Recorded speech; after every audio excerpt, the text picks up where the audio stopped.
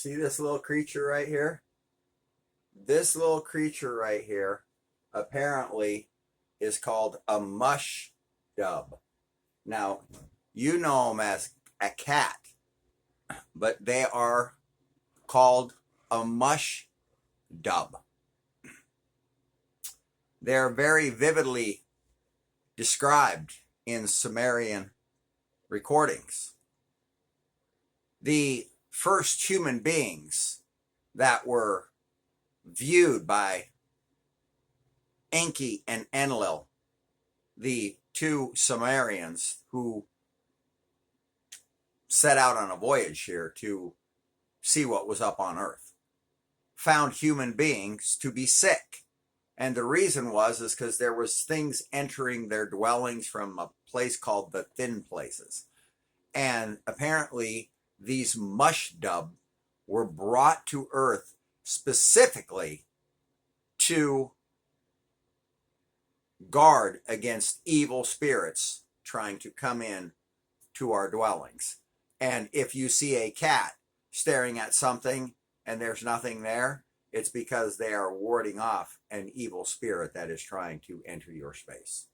According to the Anunnaki and Sumerian writings, cats were brought here from a green star by the Anunnaki. According to history, what you're staring at is a picture of the first two human beings ever on Earth. Now, apparently, according to these reports, the Garden of Eden was a place just like they say it was, except it was a laboratory. And inside this laboratory, there was multiple beings being created to create what the first humans became. Our name, according to the Sumerian writings, are the Alulu. Now, the very first ones created after they decided to do a DNA upgrade on us, after the ones they found they thought were sick because they didn't have these animals around keeping them spiritually from being attacked from other realms and other spiritual entities, they decided to do an upgrade. These apparently are the first two human beings ever created. Some of them couldn't stop trembling. Some of them couldn't stand.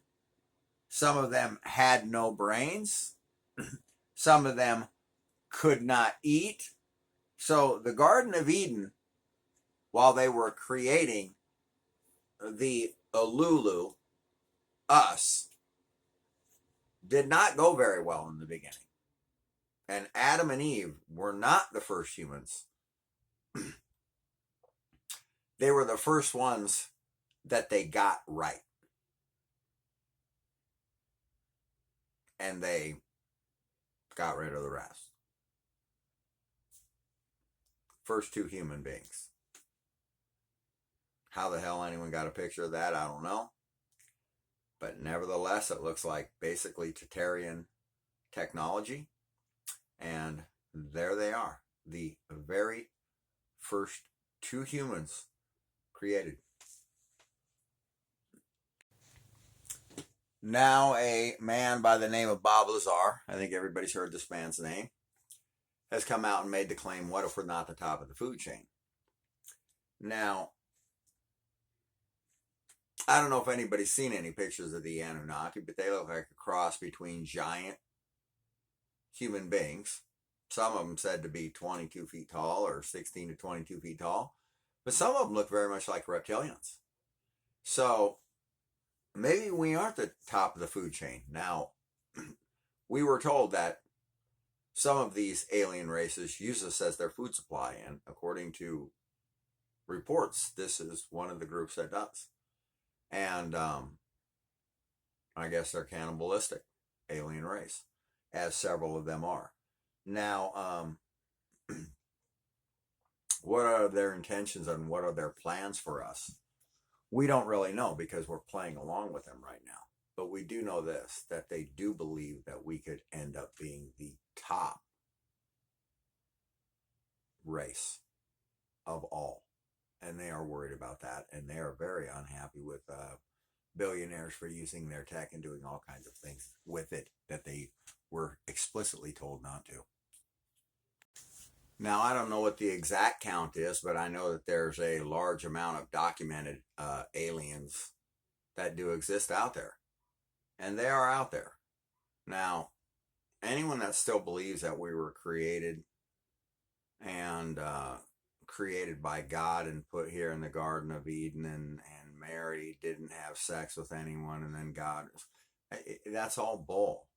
We were created by an alien race, and they took some beings that were already on this planet and they altered them, and all of these guys shipped in some of their DNA and they created us.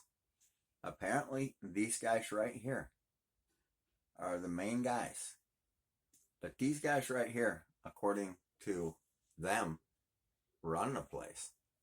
And according to some people, these guys are the ones that have been already contracted to get rid of us. These ones are future us. These ones are sort of us now. The Nordics gave us info, and a group called, I forget what their name was, the Leveratons or Lebretons or something like that, gave us a bunch of technology to create not only time travel, but time through space travel to go to other planets. And so once we started doing time travel, according to this one gentleman at Princeton University, was one of the first time machines. Then they started using how to use these to create wormholes to go to other planets. And this is where they started meeting these beings. So when you come to find out that these beings exist, they've been around for millions of years. We are aliens on this planet. We are not the original people on this planet. Apparently, these guys are.